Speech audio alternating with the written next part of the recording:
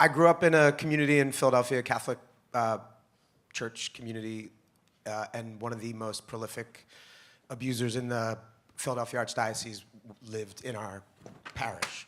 And he really did a ton of damage to a number of boys that were my friends and neighbors. And so I came forward in 1998 before 2002 in Boston when the larger abuse crisis in the States broke. And so I kind of siloed that story most of my life, and then some of these guys that I grew up with that were dear friends of mine when I was very young, in 2016, the first one passed away from a life of addiction and in and out of prison and trouble, and then another young man, James Cunningham, that was Jimmy Spurl, Jamie Cunningham, committed suicide in 2017. The priest himself died in 2017 as well. He was found by a journalist, an investigative journalist from the Philadelphia Inquirer, found him in Dallas.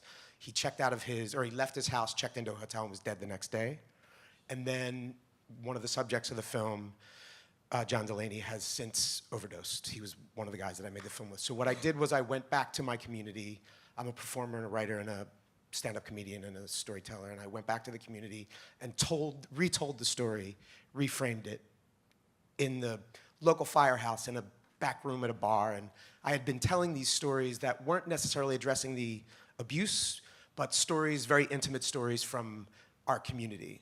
And then it since has evolved into this film, which is the attention that it's getting right now is truly shocking. This is about my body. Embodied experience, where you remember everything that happened. It's in your body. This is about trauma. I'm not out to destroy the idea that my 97-year-old grandmother has about Catholicism. I just want to be acknowledged that all the bad shit happened. Like, what's Jerry Ardroshi's show about? Yeah, I don't know, man. It's like he talks about being molested as a kid. And it's funny, though. It's funny. It's pretty funny. Not that part. That's not the funny part. There's like other stuff. If somebody's waiting for me to talk about sexual abuse, they're sort of not listening for anything else other than sexual abuse. What you're doing is amazing, and I don't think you realize, how powerful this is. That flood of emotions hit me, and it was like everything that you were talking about, I lived it. People are aware now. Silence is how they win.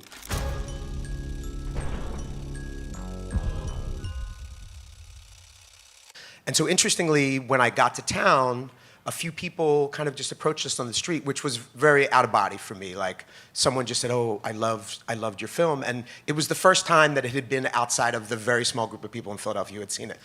So there was a little bit of like, uh-oh, like this is, people see this. But then when we got into the screening, it was just so like answered prayer.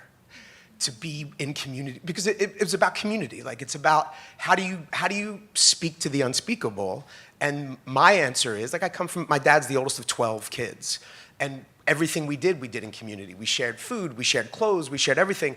And to me, like, there is no other solution to almost anything. It's like, what happened when Homeboy won the election the other day? Like, we all got together. Like, my people just got together and we were like, what the, like all the crazy, but it's the only salve. So it is as if, there's in The Moth, the storytelling collective, The Moth, there's this phrase about we're all holding hands under the table.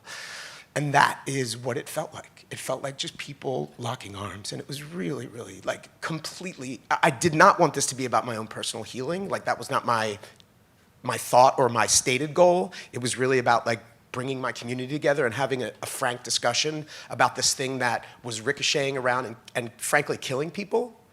And it was that. It was like very much an answered prayer. And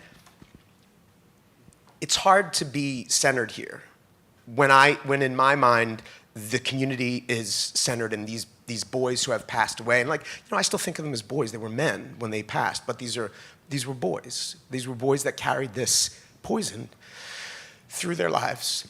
And my friend who was a proper Buddhist rather than like a part-time Buddhist, but she called me up and she just said, medicine from poison. And so that's the feeling. And I promise you will also laugh. It's also funny. He's an incredible, incredible performer. Philly. Yeah.